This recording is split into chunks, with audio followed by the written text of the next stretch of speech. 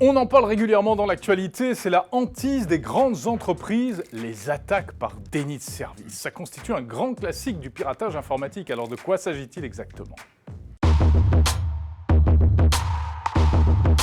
Eh bien, une attaque par déni de service, en anglais Denial of Service, en abrégé DOS, c'est une attaque qui, comme son nom l'indique, provoque un déni, un refus, un rejet de la part d'un service informatique. Alors de quoi parle-t-on ? Eh bien, par exemple, d'un serveur d'entreprise, d'une base de données, d'un service mail ou encore tout simplement d'un site web. Le service n'est pas cassé, mais il est temporairement hors service.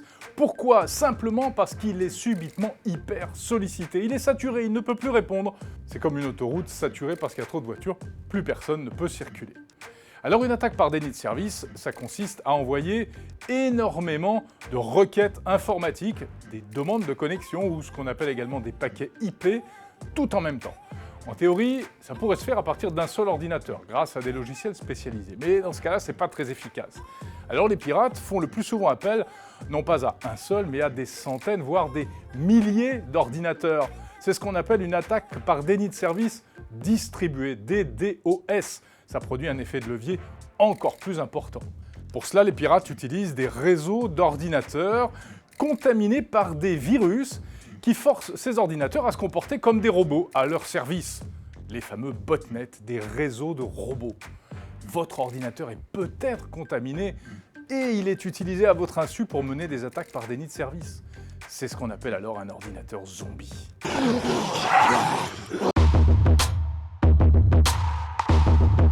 Les motifs pour ce genre d'attaque sont variés, vengeance, motifs politiques parfois, ou encore pour obtenir des rançons. L'une des premières attaques par déni de service date de 2000.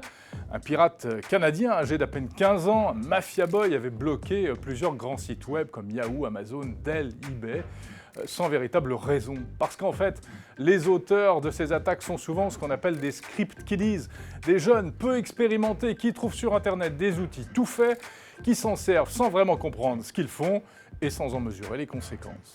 Une attaque par déni de service peut en effet coûter très cher à un site marchand ou simplement nuire à l'image de l'entreprise qui est attaquée. En octobre 2016, de grands sites web américains comme Twitter, PayPal ou eBay ont essuyé l'une des plus grosses attaques par déni de service de toute l'histoire de l'informatique et celle-ci avait été menée, tenez-vous bien, non pas seulement par des ordinateurs mais également par des objets connectés réduits à l'état de zombies. Surveillez bien vos caméras et vos frigos connectés, ils sont peut-être en train d'attaquer Internet à votre insu.